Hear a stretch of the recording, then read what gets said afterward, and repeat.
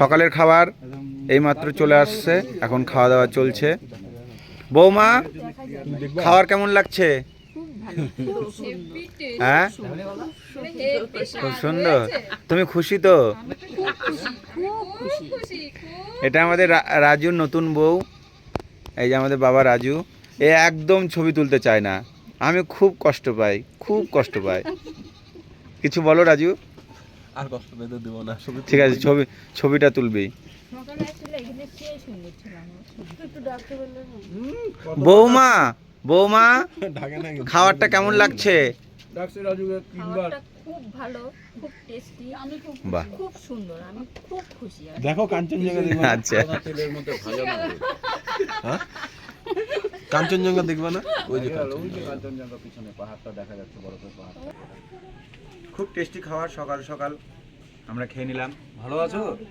হ্যাঁ, মাঝে মধ্যে এখানে আসতে হবে ঘুরতে।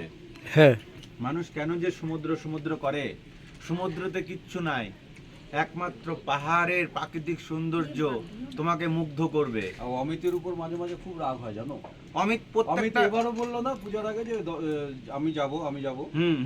বলছিল না। এইবার আমি যাই, দিদিকে বলবো, দিদিকে বলো একটা কর্মসূচিতে প্রোগ্রাম নেব। বহু রায়গঞ্জে এখনো জায়গা আছে, সরকারি প্রপার্টি।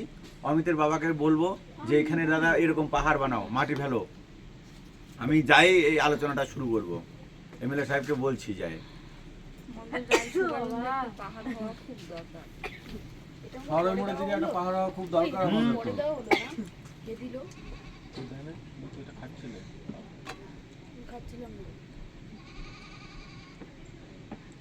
কমপ্লিট করে দাও। Thank you.